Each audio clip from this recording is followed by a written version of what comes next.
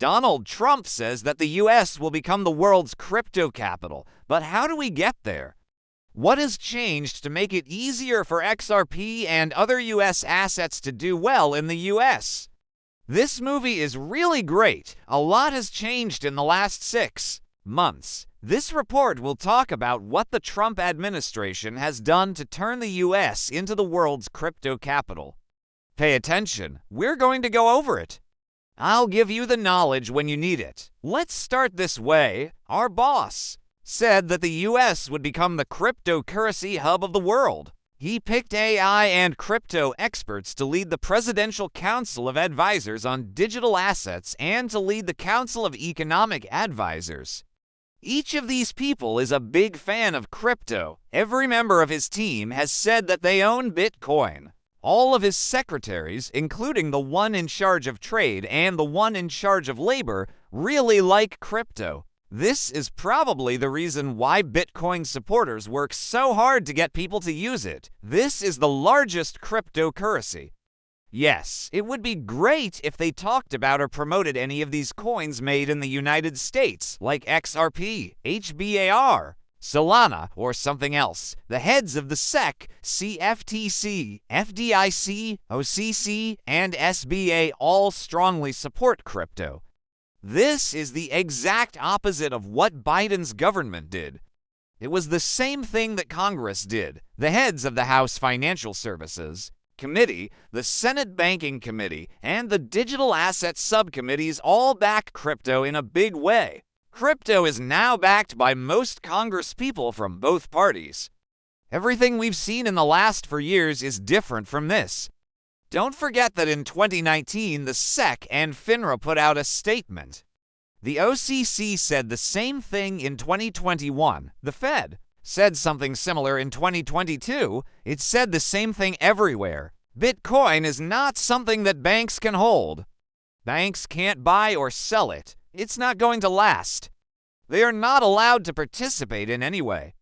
Since the Biden government got involved with crypto banking, this no longer works. On March 7th, the OCC put out a report. The Fed did the same thing in April, and the SEC and FINRA did the same thing in May, the rules that were in place before all 3 changes were taken away.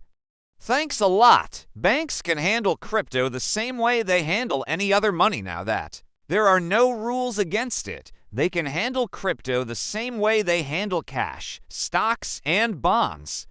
The Department of Labor, hello. Remember when Fidelity said that anybody with a 401k would be able to buy Bitcoin?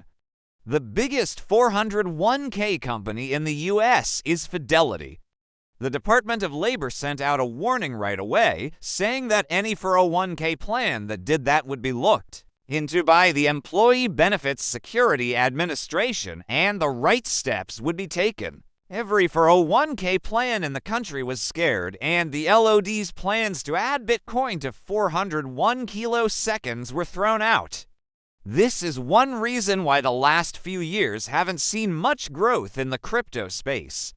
Most of the changes will happen when 401k plans can buy Bitcoin, XRP, Ethereum, and a few other carefully chosen investments. Some things, like XRP, can go from being worth a few dollars to being worth dozens, $50, or even $100 or more. This could be a big deal for everyone if you could put in $500 billion or $1 trillion worth of value and get something back. That took place in 2022. That threat was taken back by the Department of Labor. The video is nice. Your clients who have 401ks can now invest directly in Bitcoin. The SEC added it to the S&P 500 in May. You think Coinbase is now big enough to be in the top 500 companies after all this time?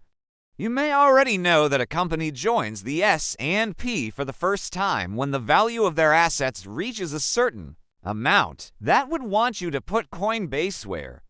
400, 450, or 475.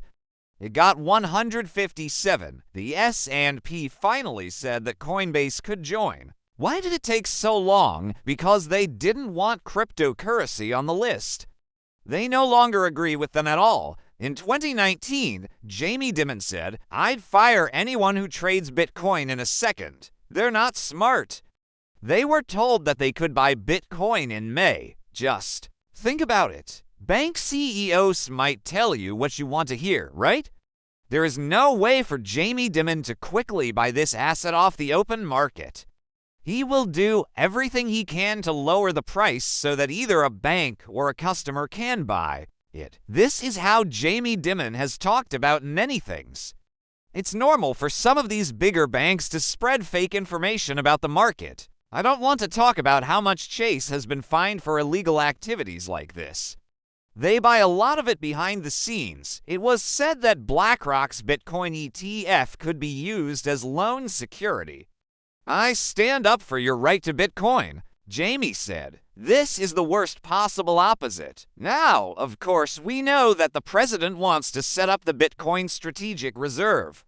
A lot of people do not know that 28 other states are also trying to do the same thing. 2 of them have already followed the rules. 65 million people in the U.S. have it. 83% say they have had faith in this system for a long time. They said this would be a big part of their plans 72% of the time.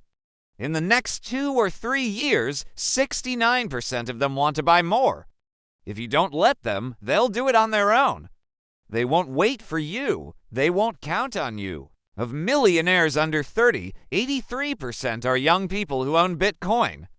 Teenagers. T. Repressed is doing research on teenagers.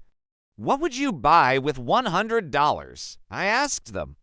57% said they buy crypto, but only 38% said they buy stocks. Also, you have to believe that many older people leave money to their children, right? Everyone dies at some point. That hasn't been made yet.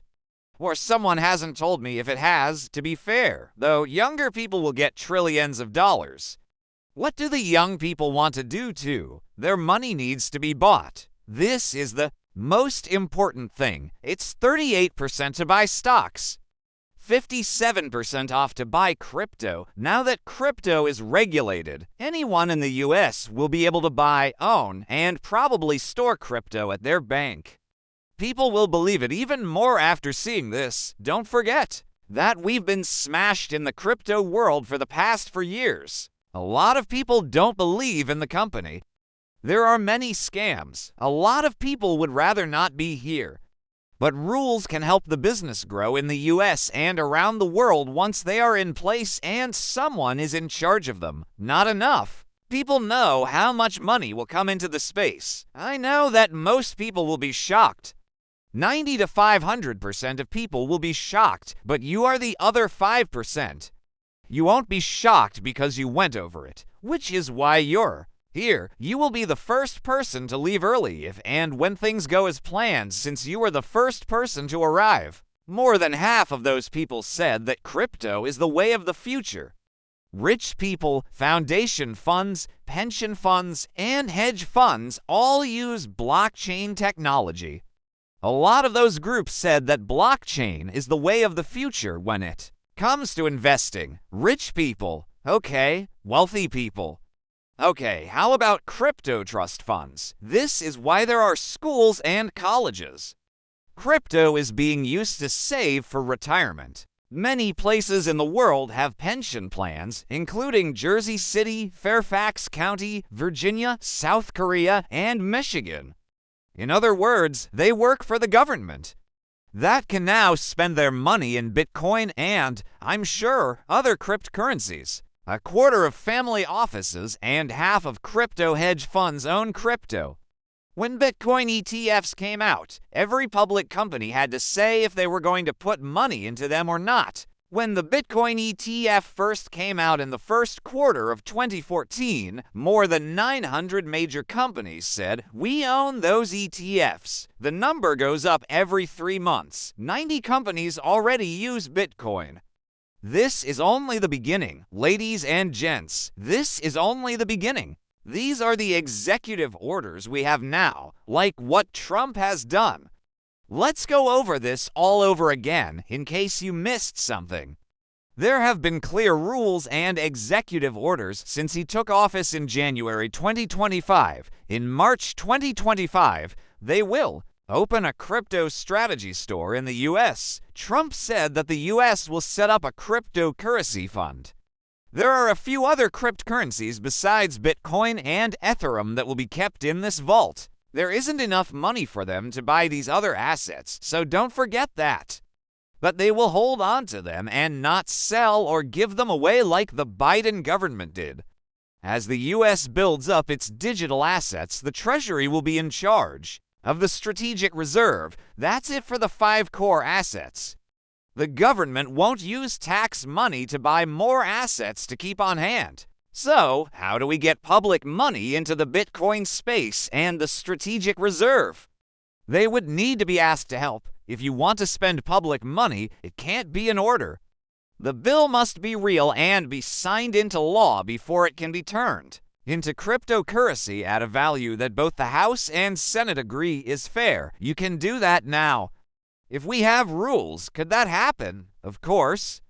Right now, there is a lot of heat on both sides of the line, so I wouldn't say it couldn't. Republicans have been pushing for crypto control for a few years now, so a lot of the work is probably already done. This is now being passed with votes from both Democrats and Republicans. That seems like the best thing to do. There's no reason for this to be a political issue. It needs to be. We need to do this for the world and America's sake. We are going to do this. Less regulation and changes to how things are enforced. The controversial SEC guidance was taken back by the crypto task group that Trump put in charge of the agency. A lot of this has been talked about before. Last but not least, Trump's SecChi.